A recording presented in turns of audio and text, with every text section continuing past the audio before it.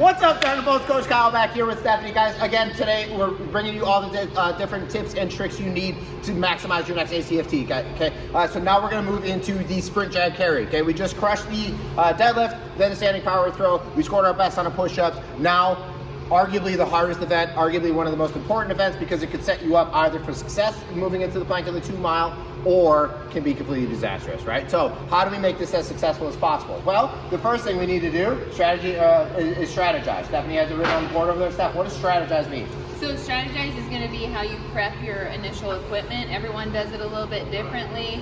The main thing is if you set yourself up for success and you know like where you're going to go into your laterals to be able to come out of it, you know that you're going to start in the middle and your equipment is on the side of you, your handles are ready to go. It's just going to help you mentally feel more relaxed as you start that event. So that's just that strategy component of it. Yep, and so you guys, you'll notice I already have my sled set up. I already have my kettlebell set up the way that I prefer. If you prefer something else, do it however you want. Just make sure it's set up and make sure that you can practice it, okay? I prefer to have my kettlebell set up about shoulder width apart outside of me, so that way when I come off of my shuffle right into my carry, I can go right into the middle, like Stephanie was demonstrating, grab them, and then turn and go, okay?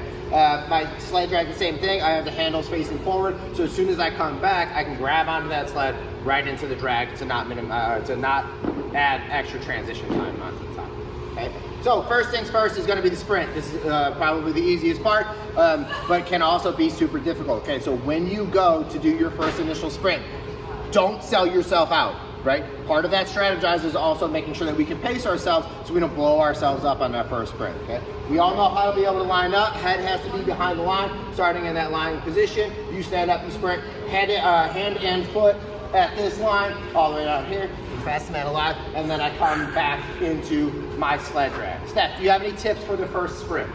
First sprint, again, just like Coach Kyle said, is to not like go full ham on that. You want to do probably like 80% sprint, and then engage your breath as soon as you start. If you wait till later in the event, you're going to be way taxed by that point. Yeah.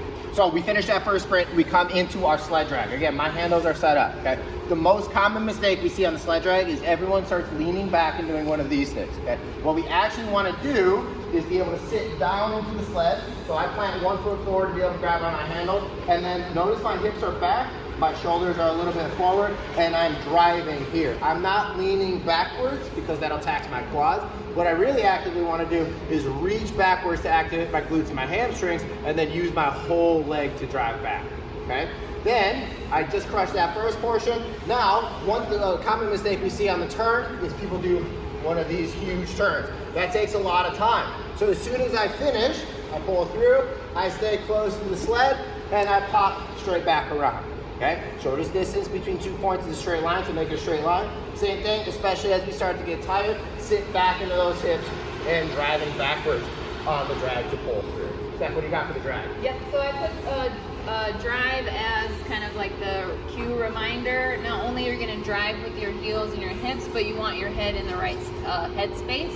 So just remember, as you get into that, think drive, and then that's what's going to trigger your body to follow through with all of the areas that you need to be pushing all the way through. Cool. So now we transition into that lateral shuffle. Got to face the same way each way. Doesn't matter which way you start. Just got to face the same way. This is our time to be able to breathe and collect ourselves and then actively shake our legs out. So don't try to like add too much power. You just got to be moving here to be able to go hand and foot and then be able to come back while actively breathing the whole time. Yeah.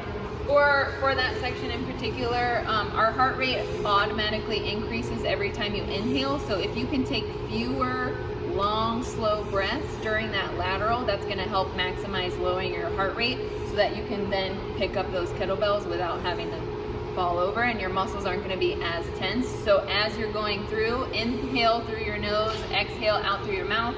Make sure those are long, slow breaths so that you really get kind of that relaxed state. Yeah, perfect. Then as soon as we come to finish that lateral shuffle, I go straight in between my kettlebells, okay? And I try to go with my right foot forward. That's just because I'm more comfortable with. So I go here and I plant my right foot right in between the kettlebells, okay?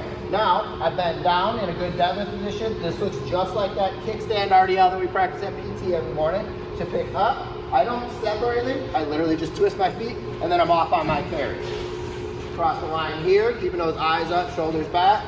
Same position when I go to set them down is that kickstand RDL, so I can lower them down gently as opposed to just throwing them down and losing points. Okay? Make sure we set them down in control. What do you got for carry? So your muscles are going to be super tired at that point, especially like your shoulders, your legs. So really focus on your breathing. Make sure you lift your knees up, keep your chest up, stay tall, and just focus on your breathing. Yep, then when we finish that one, all we have to do is gut it out for that last sprint. This is your time to sell out, okay? Like Steph said, make sure we're driving our knees up and forward, okay? Make sure we're picking our feet up so that way we've seen too many people fall recently. Make sure we really drive our knees forward and up to be able to finish strong. What else you got? Just end strong with that. Like you didn't utilize all of your energy. You want to save that last sprint to be like your maximal. So really drive forward, finish strong. Don't slow down until you've already finished through that cone so that you get that full time. Yeah, perfect. And then it's time to be able to recover right after that sprint jog carry, okay? This is the one where people, like I said, it either makes you or breaks you. Make sure you're taking your time to be able to recover. Steph, are there any recovery tips for breathing that we can use to be able to recover more effectively from the sprint jog carry? Yeah, so for breathing, exhale needs to be long, okay? That's what's gonna help you recover. I see a lot of people kind of just taking in through their mouth, right? And that again is just going to keep you at an elevated state. You need to stay kind of tall, slow breaths in through your nose, exhale, slow out through your mouth, and then really just maximize kind of allowing your muscles to get loose and relaxed again before you go into the plank.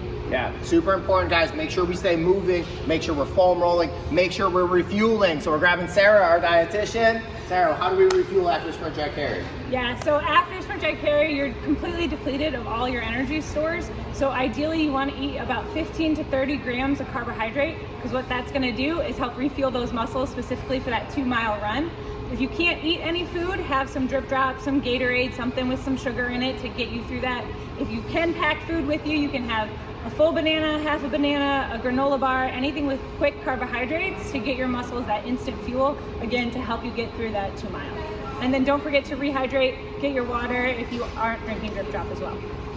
Guys, that's the hardest one, okay? Make sure we're recovering after it. We'll see you back at the plank, all right? Peace.